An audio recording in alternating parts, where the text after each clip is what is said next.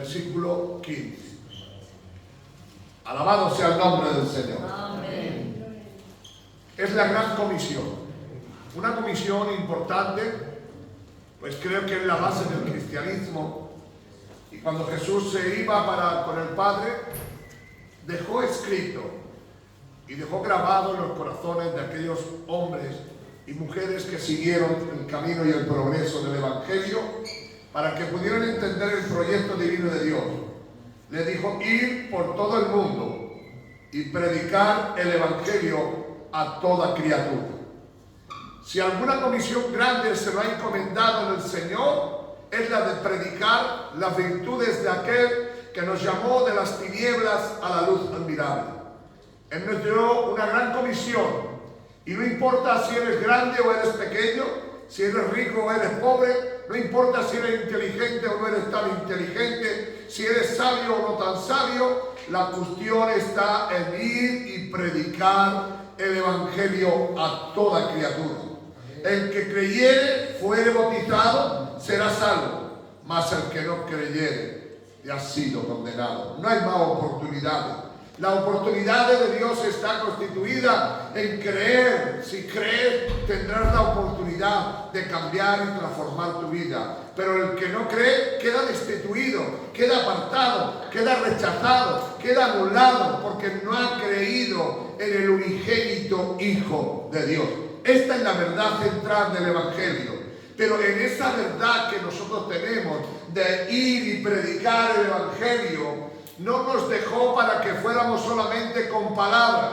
El apóstol Pablo, en una de sus grandes expresiones que trae hacia el pueblo de Dios, le dice: porque cuando fui a vosotros, no fui solamente en palabra, sino que fui en poder y en demostración del Espíritu Santo. Amén. Digan aleluya. Digan gloria a Dios.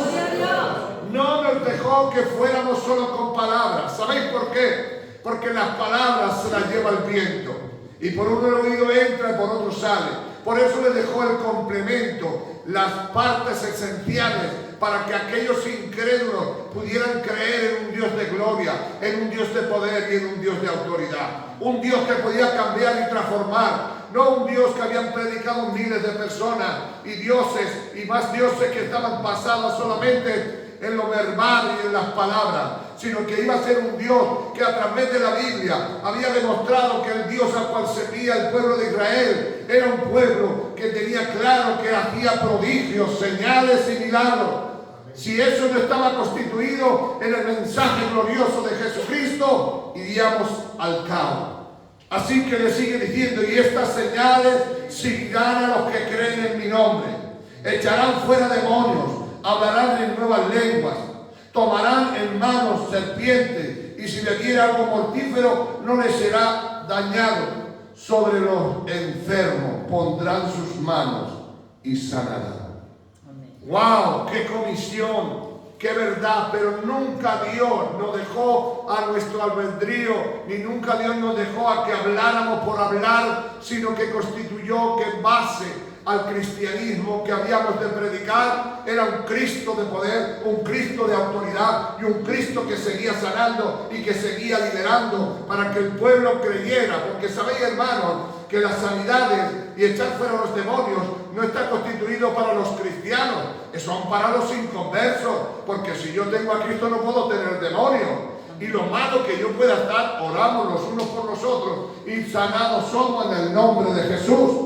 Es para que los de afuera crean que tenemos algo que ellos necesitan y se llama el poder de Dios.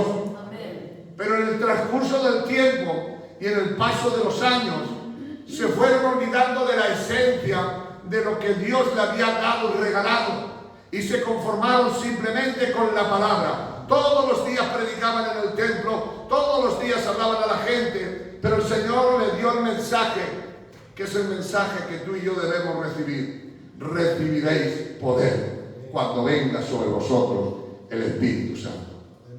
Y le dice: mira, no se os ocurra moverlo del lugar, ni estéis para acá ni para allá tratando de convencer a la gente. Simplemente esperar el momento. En el capítulo 2 del libro de los Hechos de los Apóstoles sucede algo espectacular. De momento, de la noche a la mañana, 120 personas oraban y buscaban a Dios y se consagraban a Dios. Y de repente vino un tiempo como un aire que envolvió todo aquel lugar. Y empezaron a suceder cosas. De repente, sin nada buscarlo ni nada, aquello tembló, el lugar se cambió, se transformó. De repente de 120 había 120 luces que ardían, que los ojos le veían, eran como llamas que estaban sobre ellos. Lo estaba capacitando, lo estaba preparando para que salieran a la calle y debatieran y lucharan y pelearan la buena batalla. Pero habían olvidado que Dios le dijo: quedaros allí, y cuando allí estéis llenos, iréis hasta lo último de la tierra y le daréis los mismos mensajes. Si creyere en el Señor Jesucristo, será salvo. Esta es la verdad central del Evangelio. Pero en el proceso del tiempo vemos que los cristianos han ido a menos. Aún los mismos cristianos del Nuevo Testamento fueron disminuyendo en usar lo que más poder tenía, que eran los dones del Espíritu y la fuerza en la cual atravesaba y fundaba al otro nivel. En los últimos tiempos de aquellos apóstoles empezaron a suceder cosas que nadie entendía ni nadie comprendía, pero el fuego que había empezado con una llama impresionante, donde 3.000, 5.000 personas se convirtieron, empezaron a menos y a menos, porque iban tras sus recursos, tras sus pensamientos y no lo establecido por Dios. Así que ellos iban hacia adelante, pero en aquel tiempo la iglesia dejó de tener poder y dejó de usar la alma más poderosa que tenía de parte de Dios, que eran los dones de Dios. Dejaron de servir y de honrar. ¿Y saben lo que pasó? Que entró un problema que está sucediendo ayer, hoy y para siempre. El pueblo de Dios perdió el temor a Dios. Y cuando el pueblo de Dios pierde el temor, viene un caos sobre todas las cosas. ¿Sabéis por qué? Porque el principio de Dios es algo espectacular. Este es el mensaje que se debía de predicar. Pero el pueblo había perdido el temor de Dios. Quiere decir que no se basaban tanto en lo que Dios había hecho. El temor de Dios había desaparecido de ellos. Pero la Biblia declara categóricamente y afirmativamente en el libro de Proverbios, capítulo 1, versículos 7 al 9, dice que el principio de la sabiduría es el temor a Dios. Tú puedes tener mucha sabiduría, pero si no tienes temor de Dios, el temor reverente, el saber delante de quién estás, el temor de decir: yo respeto a este ser porque sé que tiene poder y autoridad. Si los demonios temblaban delante de nuestro Señor Jesucristo, ¿cómo que nosotros no tenemos el temor santo hacia nuestro Dios? Hay personas en la tierra que tienen temor a su Padre, pero no temor reverente, sino un temor porque cree que le va a castigar o le van a pegar. Pero el temor que está hablando aquí Dios es el principio de la sabiduría, es el temor a Dios y apartarse del mal para servir al bien. El temor de Dios te capacita para reconocer quién es Él y quién eres tú. Pero hasta que tú no entiendas que debes de tener un temor santo, un temor que pueda cambiar tu vida, que pueda transformarte, no podrás tener el poder de Dios. El poder de Dios no viene por decir: yo quiero tener poder. El poder de Dios empieza cuando en tu habitación tienes temor de pecar contra Dios, de rebelarte contra Dios, de contraluchar contra Dios. Ese temor santo que te hace reconocer quién es Él y quién eres tú. Él es Dios soberano sobre todas las cosas. Ángeles, arcángeles, serafines, querubines, todos le adoran. Y tú y yo, que somos barro y polvo de esta tierra, ni siquiera algunas veces hablamos con Dios con respeto. Ponemos a Dios a la misma altura que nosotros, de tú a tú, que es: Señor, aquí estamos, hemos venido a adorarte. Creemos que nuestro Dios es cualquier cosa, pero nuestro Dios es fuego consumidor. Nuestro Dios es un Dios todopoderoso. Nuestro Dios cambia y transforma. Nuestro Dios es el que hace mover la rueda del mundo y de todas las cosas. A ese Dios servimos. Pero dice la Biblia que el principio de la sabiduría es el temor a Dios. Después, si tú sigues leyendo la Biblia, en el libro de Oseas, capítulo 4, versículo 6, dice la Biblia: mi pueblo se pierde por falta de sabiduría, de conocimiento. Quiere decir que Dios no está en contra de la sabiduría, ni Dios está en contra del conocimiento. Lo que Dios busca son hombres y mujeres que entiendan quién es Dios y quién eres tú. Tú eres un hombre necesitado de Dios. Tú eres una mujer necesitada de Dios. Tú no eres autosuficiente. Tú necesitas el temor de Dios, el temor a pecar contra Dios. Si hay algo que un cristiano tiene que tener más temor en la tierra y más miedo en la tierra, ¿cuál es? Es el temor a Dios. Hubieron unos hombres que amenazaron y querían matar a los apóstoles. El Señor le dijo, mira, no tengáis miedo, ni tengáis temor a quien pueda mataros el cuerpo. Tened miedo al que puede mataros y también os puede mandar al infierno. El único que te puede mandar al infierno es tu pecado, pero Dios tiene poder para matarte y para mandarte al infierno por causa de tus pecados. ¿Dónde quiero llegar en esta tarde? Ese mensaje tan glorioso que recibió de ir y predicar y hacer sanidades se había quedado en el anonimato, se había quedado escondido. Pero Dios quería enseñarnos que si nosotros entendemos como hombres y mujeres de Dios que el temor santo de Dios nos hace valientes y poderosos, cuando uno teme a Dios más que a las cosas de este mundo, cuando uno teme a Dios más que a cualquier cosa que haya en esta tierra, entonces serás poderoso y tendrás poder. Hasta que tú no reconozcas que hay un Dios más grande y más poderoso que tú y que tiene las llaves de tu vida y que cuando quiera puede cerrar y que cuando quiera puede abrir, que tiene las llaves de tu vida para que sigas viviendo en esta tierra o quedes fuera de esta tierra. Pero Dios entiende que tú debes de entender esa parte. Hubo un hombre llamado Nabucodonosor, por decir, que tenía un imperio gigantesco y que todo lo que había poseído se creía que era por su esfuerzo y por su lucha, y se reveló de una manera o de otra diciendo, mira todas las cosas que he hecho, qué grande ciudad tengo, que mira qué preciosidad de ciudad, y cuántos hombres me sirven, y cuánta gente me venera, y cuánta gente me adora. Todo eso lo he hecho yo. Dice que por decir eso y no tener el temor de Dios, se fue y se convirtió en un simple animal que comía hierba, que apacentaba hierba. Aunque Dios es Dios bueno, le dejó un año para que él reflexionara.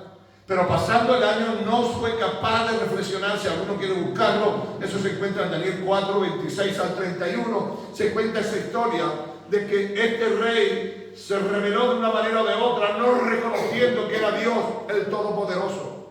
Dice que en el sueño tenía una estatua, y en la estatua había 4 materias en él. Dice que era oro, plata, bronce, hierro y barro.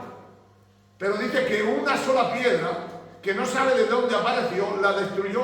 ¿Y sabéis lo que sucedió con este rey? Dice que sabiendo esa historia, él pensó en su mente y diría, wow, yo soy el que soy el de oro, porque reconozcamos que él era el oro, después venía la plata y él era la cabeza. ¿Sabe lo que hizo?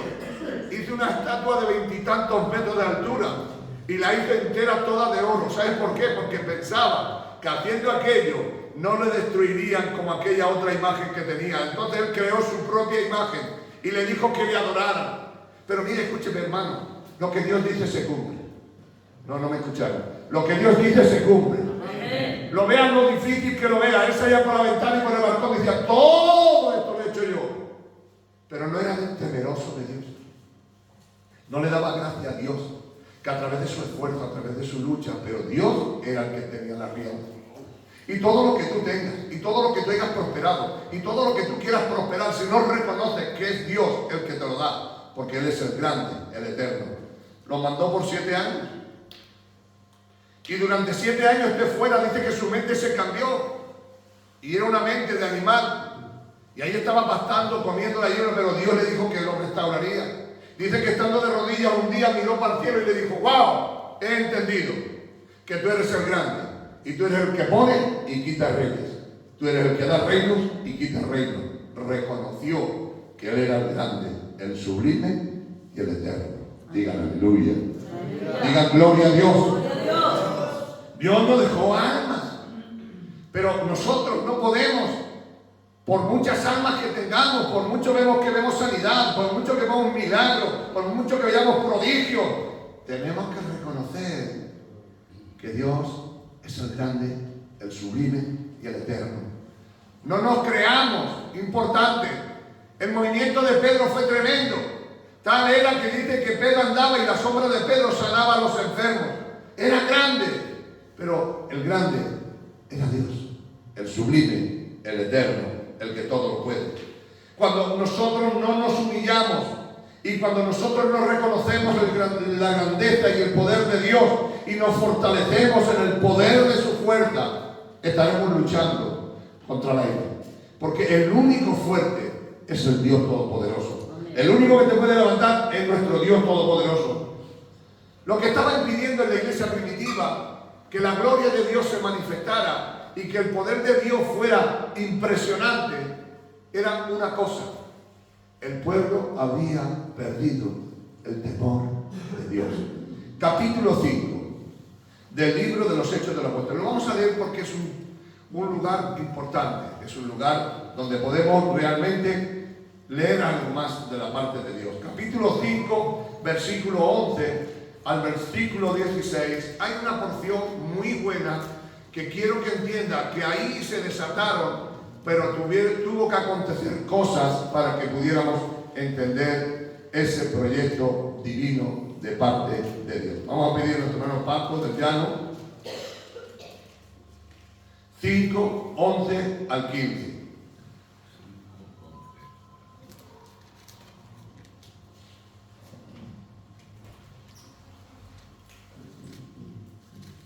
Paciencia, un momentito solo. Quiero dejar claro esto y ahora entraré ya en el punto que quiero llegar a compartiros. Y vino gran temor sobre toda la iglesia y sobre todos los que oyeron estas cosas. Y por la mano de los apóstoles se hacían muchas señales y prodigios en el pueblo. Y estaban todos unánimes en el pórtico de Salomón. De los demás ninguno se atrevía a juntarse con ellos, mas el pueblo los alababa grandemente. Y los que creían en el Señor aumentaban más.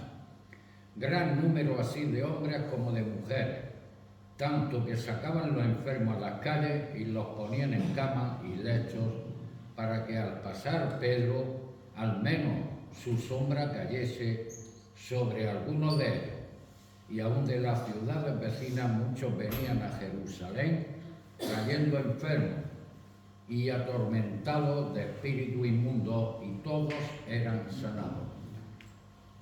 Si comentamos el principio del 1, resulta que había cierta familia que, viendo que otro hombre regaló su casa y un dinero, ellos dijeron, bueno, vamos a hacer también nosotros lo mismo.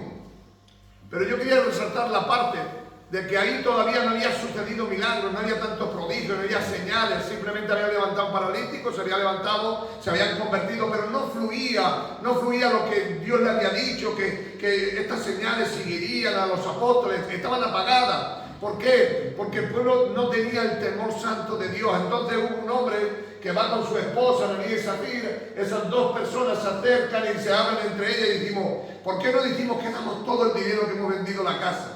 Pero a mí me encanta cuando Pedro le dice, mira, no me has querido engañar a los hombres, has engañado al Espíritu de Dios. Y Dios lo sabe todo. Pero dice que murieron, entrando el marido murió, entrando la mujer murió. A partir de ahí dice que hubo un temor dentro de la iglesia, que aún nadie se quería juntar con los cristianos. Porque decía, si hay mientes, muere. Si hay robas, muere. Si hay engañas, muere. Si hay haces algo, muere. Era tanto el temor que había en la gente que solamente se acercaban los de limpio corazón. Pues tú imagínate dentro de la iglesia, ¿quién se atrevía a tener cosas sucias dentro de la iglesia sabiendo que podía morir?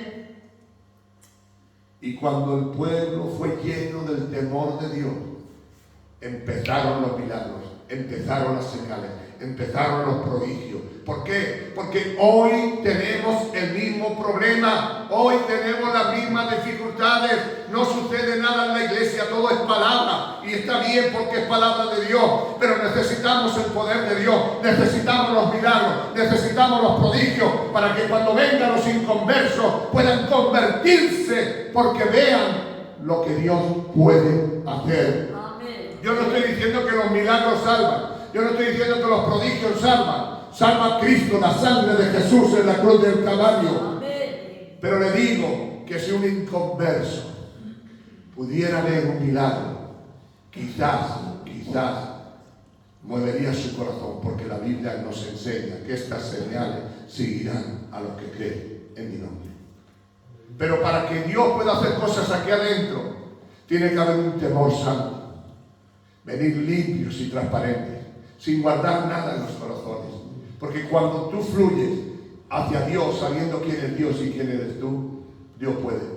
Mirad, hermanos, cuál fue el atropello de esto. Que el marido vino, se muere, y ya todos ya estaban papados, dijeron, ¿por qué engañarte a Dios? Va a morir. Pero es que viene la mujer y dice, sí, yo sé, no, es lo que ha dicho mi marido, sí, o tú también te mueres.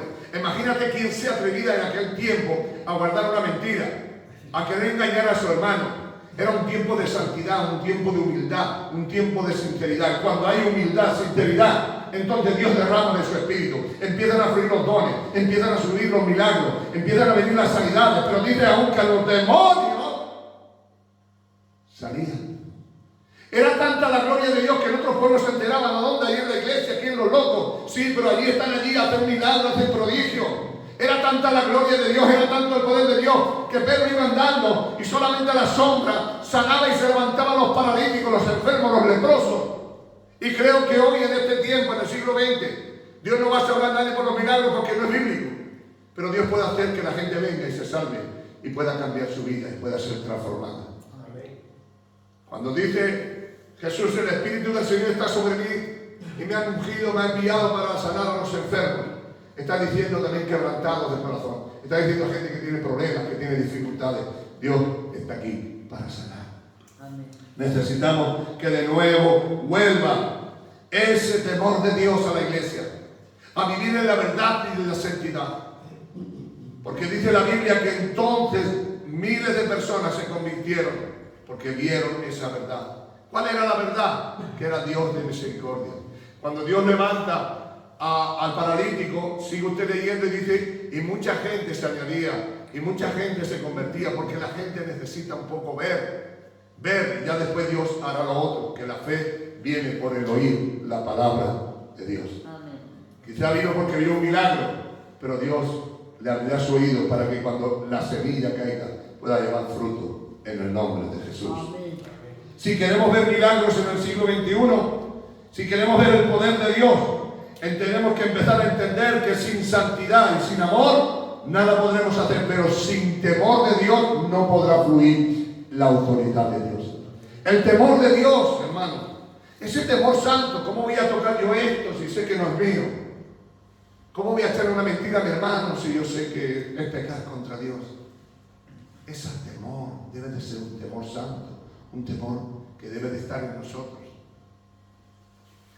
Si hacemos cosas ocultas, es porque no tenemos temor de Dios. Cuando hacemos cosas pensando que nadie lo ha visto, es que no reconocemos que hay uno que todo lo ve. Cuando hacemos algo indebido y realmente lo hacemos creyendo que nadie nos ve, estamos mal de la chaveta, estamos mal de la cabeza. Dice que ¿dónde te esconderá que el ojo del Señor no te vea? El que hizo el oído no oirá, el que hizo el ojo no verá. Dígale al que está a su lado, necesitamos el temor de Dios. Si no hay temor de Dios, no podremos hacer nada. Queremos ver milagros, queremos ver prodigios, queremos ver señales, queremos ver mil y una cosas, pero no queremos entender que esto no puede acontecer si no acontece lo primero. No puede haber milagros si no hay temor de Dios. Si tenemos pecados ocultos, si hacemos cosas que no están bien delante de Dios, no puedes ver milagros. ¿Qué milagros puedes ver? Para que podamos ver milagros, debemos vivir en una verdad continuamente, en una santidad y en un temor de Dios, de no rebelarte contra el Dios del cielo. Hoy más que nunca necesitamos que el temor de Dios esté fundado en el corazón, que el temor de Dios esté aquí adentro, diciendo, ¿cómo podré yo pecar contra mi Dios? Hubo un hombre llamado José que sucedió algo espectacular en este José. ¿Saben lo que sucedió en este José? Que se le presentó en la casa de Potifar, la reina aquella, echó a todos de allí y se quedó solo con Joselito. Y le dijo, vamos, esto puede prosperar, esto puede funcionar. Yo y tú nos queremos, tú puedes seguir siendo aquí el que gobierne todo, mi marido tú ya sabes que está en la guerra, él nunca está aquí, pito y flauta. Y él le dijo, ¿cómo pecaría yo contra mi Dios? Se estaba jugando el tiempo. No solamente en la cárcel, podía haberlo colgado o haberlo degollado. Pero yo le digo de parte de Dios. Él tuvo temor de Dios. Y dijo, no pecaré contra mi Dios. Daniel, estando en la casa del rey, le dijeron, mira, todos los alimentos que hay en la mesa del rey han sido sacrificados a los dioses de ellos, a los dioses paganos. Entonces Daniel dijo, yo vengo de mi pueblo, huyendo de allí, esclavizado, atado de cadenas, voy a estar aquí, comiendo y disfrutando. Dice, entonces él pensó en su corazón y dijo, voy a proponer una cosa, no comer nada de lo sacrificado. Y le digo algo de parte de Dios. Cuando tú propones en tu corazón no contaminarte, Dios pondrá su parte. Le dice al hombre que estaba a cargo de ellos, el cual el rey le había dicho de adelanto, mira, dale de comer, que coman de la misma comida que yo como, del mismo vino que yo bebo, de la misma fiesta que yo produzco. Todo esto quiere el Señor que lo hagamos y que Dios podamos hacerlo. Dios está pidiéndonos en esta noche que empecemos a reflexionar y que no podemos contaminarnos porque tenemos un Dios santo, un Dios todopoderoso, que tenemos que apartarnos y tener temor de Dios porque Dios tiene las tijeras para cortar el cable de tu vida y cuando Él quiera puede cortarlo, pero siempre que nosotros pensemos en esto, el principio de la sabiduría es el temor a Dios. Ser temerosos de Dios. Porque cuando tú eres temeroso, puedes esperar de Dios la mejor parte. Pero para eso hay que tener temor. Así que Daniel propuso en su corazón y dice que a los 10 días estaba más guapo y tenía la cara más rosada que todos los que estaban de sus otros amigos. ¿Sabes por qué? Porque cuando tú propones en tu corazón no contaminarte, Dios dará la gracia para que tú funciones y lo alcances. Quiero llevaros a un personaje que todos conocéis, que se llama Cornelio. ¿Cuántos se acuerdan de Cornelio? Ese Cornelio tenía algo especial que no tenían los demás. Lo que tenía Cornelio era sencillo y práctico. Era un hombre temeroso de Dios, que no conocía la verdad, pero tenía temor de Dios. Y cuando uno tiene temor de Dios, Dios hará lo demás. Eso se encuentra en el capítulo 10, versículo 1 al 3, he puesto yo, pueden leerlo entero, es un relato entero de los hechos de los apóstoles. Este Cornelio, centurión, romano, seguramente con dioses raros, adoraba todo lo que sea necesario, pero él era un hombre temeroso. Él creía que por encima de estos dioses había un Dios más grande. No sabía cómo se llamaba, no sabía quién era. Solamente él tenía en su corazón de que había un Dios más grande y que había que tener un temor hacia él. Y dice que él cuando hacía una obra lo hacía por temor a Dios. Y cuando hacía aquello lo hacía por temor a Dios. Y que aún a sus soldados que habían tratar bien a la gente, lo hacían por temor a Dios, no porque la gente tuviera ningún temor de la gente, porque él pasaba de la gente. Y dice que con toda su limosna, llegó un día que un ángel le dice, mira, oye, como eres un hombre temeroso de Dios, Dios te ha tenido en cuenta. ¿Y sabes lo que sucedió, hermano? Todos lo saben, ¿verdad? Que la salvación vino a esa casa y fue salvo él y toda su familia y todos sus amigos. Porque estando en la casa Pedro, dice que descendió el Espíritu Santo y empezó a hacer maravillas, prodigios. Seguro que hubo sanidades, seguro que hubo milagros. Seguramente habría también represión de demonios, habrían demonios en aquella reunión, porque había gente que estaría practicando cosas que no estaban bien delante de Dios. Pero todo empezó porque había un hombre temeroso de Dios. ¿Queremos ver milagros? ¿Queremos ver prodigios? Empecemos a tener temor de Dios. Y temor de Dios no es que diga, es que la gente confunde con esto del temor, se cree que es miedo, pánico. No, este temor no. Este temor se llama temor reverente, que tiene reverencia. que lo tienen estima. Hay gente que tú y yo conocemos que hablan a sus padres de usted, y no porque les peguen, sino porque reconocen que es su padre y que es la autoridad de su casa. No sé si me he entendido, por esto que he dicho es precioso. Hay personas, yo nunca tuve respeto de mi padre porque me pegara, porque mi padre, gracias a Dios, si me ha pegado una vez es porque me lo he merecido, pero yo lo veneraba en el sentido de que le respetaba porque era mi padre y consideraba que era la autoridad sobre mi vida. Estoy hablando antes de conocer a Dios. Nunca me atreví a decirle a mi padre una palabra más alta que otra. Mi padre tenía un secreto. Yo vivía en una barriada gigantesca, en Zaragoza. Mi padre no mandaba a mi hermana a llamarme porque tengo 10 hermanos. Y que no yo mandaba a uno de mis hermanos a buscarme, yo soy el segundo más grande. Mi padre solamente hacía... Conocía el servir entre 20.000. ¿Sabéis por qué? Porque yo cuando oía, decía, ese es mi padre, salgo corriendo. Da igual que estuviera jugando al futbolín, a los billares. Yo cuando oía ese servido, para mí, ¿sabes por qué lo hacía, hermano? ¿Sabes por qué lo hacía? ¿Sabes por qué? No porque le tenía miedo que me pegara mi padre, te lo digo en serio, no tenía ningún temor porque era un poco rebelde, sino porque lo veneraba, y lo respetaba y lo consideraba. Cuando digo veneraba no digo que lo adoraba, solamente que le consideraba. Le respetaba porque creía que era la autoridad y estaba sujeto a él.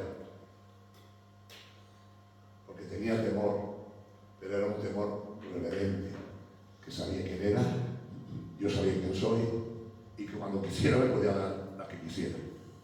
Pero yo le digo de parte de Dios que eso me enseñó a ser un hombre y tener temor a mi Padre, un temor santo y reverente. Cuando me silbaba, ahí está, por la mañana a las 5 de la mañana a segar, iba a segar. Iba donde tenía que ir. ¿Por qué? Porque consideraba que era la autoridad. Hasta que nosotros no aprendamos a tener temor a Dios. Nunca, de verdad, digo una cosa ahora que hace mucho tiempo que no me acordaba. Nunca tenía problema yo por lo que a mí me hicieran, sino por lo que pudieran decirle a mi padre que yo hacía. Es decir, que el temor no era con respecto a mí, sino con el temor era por decir, ¿y si mi padre se entera lo que yo estoy haciendo y no es bueno? Pues yo tenía un temor santo a eso. Me apartaba de cosas porque no llegaran a mi padre. Y muchas veces toleré cosas por no llegar a mi padre. Ojalá Dios, cada uno de nosotros, tengamos un temor santo, reverente, sabiendo quién es Él y quién soy yo. Él es el Dios Todopoderoso y yo soy polvo de la tierra, lleno de su gracia, de su amor y su bondad. En esta noche le digo a mis queridos hermanos, si la Iglesia quiere ver milagros, prodigios, señales, si la Iglesia quiere ver el poder de Dios, empecemos a tener temor a pecar contra Dios. Un temor santo. Pero le digo que no es en vano. Que no es que no le tengas temor así. No, es que tienes que tener temor de verdad, porque tiene poder para cortar tu vida aquí en la tierra. Tiene poder. Y aún tiene poder allá arriba también para ejecutar lo que tenga que hacer. Así que todos nosotros deberemos de tener un temor santo a Dios. Un temor reverente y consiste en esto, en no pecar contra aquel que tanto nos amó y nos ama, con aquel que entregó su vida por nosotros, en el nombre de Jesús. Amén. Solamente quiero dejarle una palabra, ya he terminado, cierro la Biblia, porque el problema de los predicadores, si tienen la Biblia enfrente, ya sería uno. Cerramos la Biblia. Dice que en cierto lugar y en cierto cementerio de un cierto lugar, todos los días a las 5 de la tarde, venía un hombre con un pequeño ramo de flores y llegaba hasta una tumba, se quitaba el sombrero, se ponía de rodillas y no sabemos qué es lo que decía, pero estaba diciendo algo. Y dice que en esa visión observó el enterrador de allí que este hombre no daba nunca un segundo antes ni un segundo después. Cuando tocaban las 5, él depositaba el ramo que había dejado ayer, lo quitaba y ponía uno nuevo. Y se ponía de rodillas. Dice que el enterrador de aquel lugar le dijo, ¿le puedo hacer una pregunta, por favor? No es por nada. Simplemente quiero hacer una pregunta. ¿Usted todos los días a las 5 se pone de rodillas, quita el ramo, se quita el sombrero y la bufanda y no sé lo que dice? Dice, bueno, no es un secreto lo que yo hago, te lo voy a enseñar y te lo voy a decir.